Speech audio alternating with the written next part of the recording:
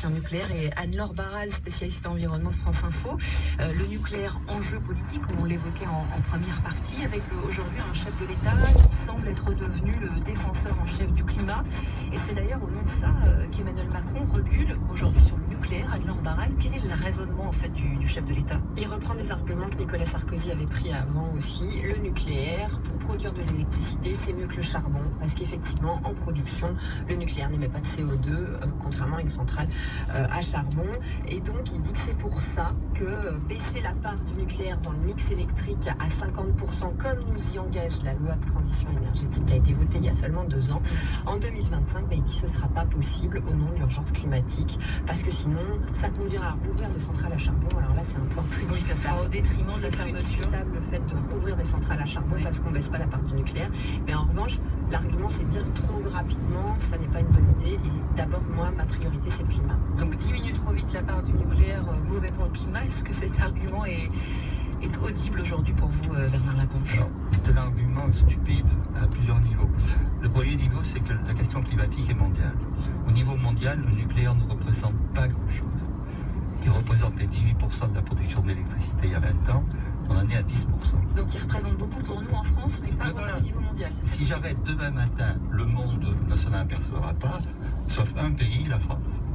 Alors au lieu de se rendre compte de cet excès de nucléaire, qui fait qu'on a un parc nucléaire totalement pieds et poings liés, avec une technique très dangereuse, et en plus il y a des problèmes de fonctionnement actuellement, on s'obstine. Et deuxièmement, par rapport au climat, d'abord, le nucléaire n'est pas complètement non émetteur de CO2 parce qu'il y a des transports, parce qu'il y a des mines d'uranium, parce qu'il y a des usines, etc. Donc c'est pas du tout zéro, d'une part. D'autre part, on compare toujours au charbon, qui est le plus pollueur. Mais si vous faites des centrales à gaz à cycle combiné, vous produisez déjà 2 à 3 fois moins qu'une centrale à charbon. Donc ça veut dire qu'il y a des choix possibles. Et troisièmement, c'est la peste et le choléra. C'est-à-dire, si vous défendez le nucléaire sous prétexte qu'il émet peu de CO2, je vous dirais une centrale à charbon émet peu de déchets radioactifs. Et donc, le nucléaire actuellement s'avère très dangereux du point de vue des accidents et ingérable du point de vue des déchets. Et c'est pour ça que l'Allemagne a décidé qu'à cause des accidents et à cause des déchets, ils sortaient du nucléaire. Et je pense que, effectivement, c'est la position la plus saine actuellement, vu justement tous les risques auxquels on est affronté quotidiennement. Et pourtant, on le disait, le nucléaire permet de produire 70 à 75% de notre électricité. Les énergies renouvelables, est-ce qu'elles vont pouvoir remplacer cette production? Vous avez plusieurs choses à faire. D'abord, si vous prenez une politique telle qui était annoncée par la loi de transition énergétique, c'était de diminuer de 75 à 50%. Ce qui est la sagesse, même si vous êtes pro-nucléaire. C'est stupide d'être monté si haut. Pourquoi on est monté si haut? Parce qu'on s'est planté. Il y a une faute de stratégie énergétique dès les années 70. Donc réparons déjà ça, arrêtons les centrales les plus dangereuses et plaçons-nous sur une trajectoire dans laquelle, on fait des économies d'électricité.